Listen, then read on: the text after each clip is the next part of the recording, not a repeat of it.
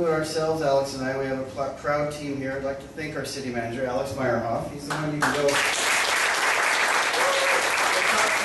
anytime. Open door policy, and our outstanding staff. Some of them are behind me. Thank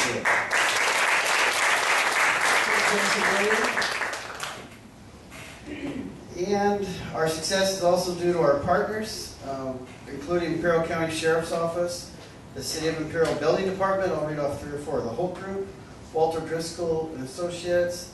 We want to thank Justina Arce, Jack Holt, Martin Gonzalez, and Dan Druitt. Thank you.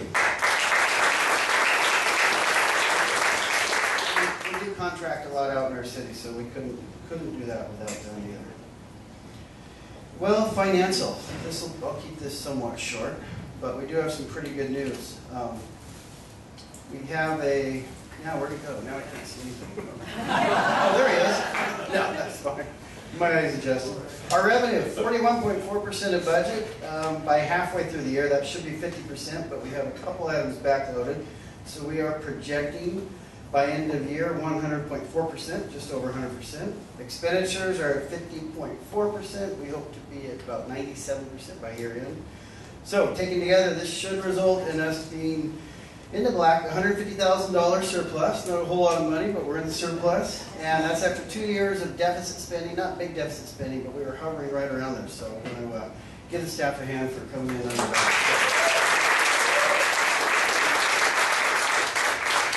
Neighbors like balanced budgets. By the time we get it all balanced, it'll be someone else's turn. It's our reward. So what did we do in 13-14? We had several opportunities and new businesses here this year. We have some new people investing in our community. Business is growing. Licenses increased from 189 in 2010 all the way to 308 in 2014. Doesn't mean that there's 200 new businesses, but one business can have several licenses. But still, that's up 62%. That's great. Holtville is investing in our infrastructure. Some of you know with cities, that's not the most exciting thing to invest in, roads and sewage systems and the works, but that's what it takes to run a city. So that's one of our biggest goals this year, 5th Street and Grape Avenue improvements. And I think we'll have a slide of that one coming up. Am I caught up or am I too far now? There's one of the groundbreakings there. 9th Street project.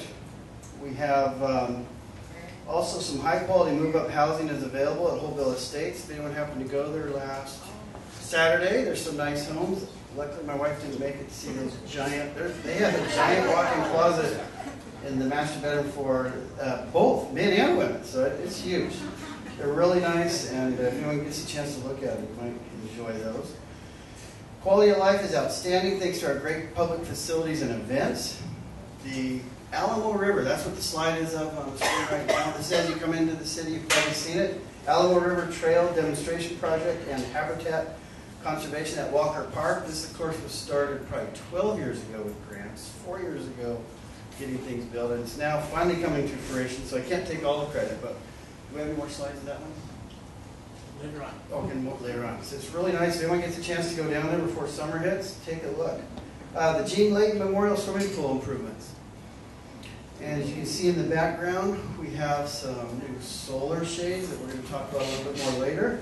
And the city is keeping the pool in great shape, and there is a lot of activity out there. I know because I get to watch my kids out there. Holtville Library has improvements as well. And new computers. That slide's going to be for what we've started, and not just us, a lot of the cities in the valley. I love going to these farmers markets. They're everywhere. We had a farmers market in Holtville. In fact, if you have time, come back Saturday. Saturday, 10 to 3. That's the next one. And we have a car show coming up in April. And that's going to be April 26th from 10 to 3, same area. And we have our Turkey Trot 5K run.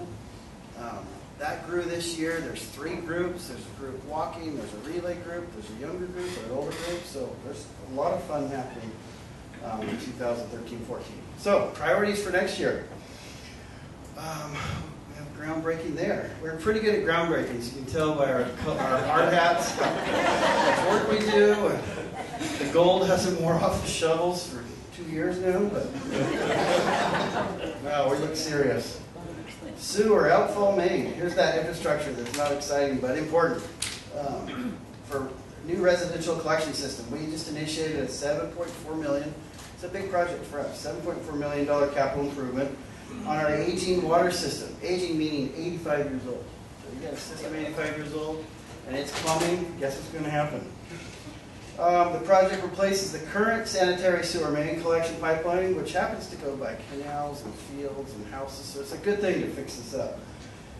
It's had numerous incidents and sewer manhole collapses, doesn't sound fun, in recent years and even recent months. And those can be dangerous, so we're real happy to get that under construction. We don't get to do it ourselves. U.S. Department of Ag and Rural Development is a partner. North American Development Bank is a partner. Border Environmental Cooperation Commission is a partner. The United States Environmental Protection Agency all participate. We also got to refinance, and I'll look back at Nick. Thank you, Nick, for all your work on the bond debt service. We had some 2003 bonds at a higher rate. Those all refinanced from 6% down to 2%.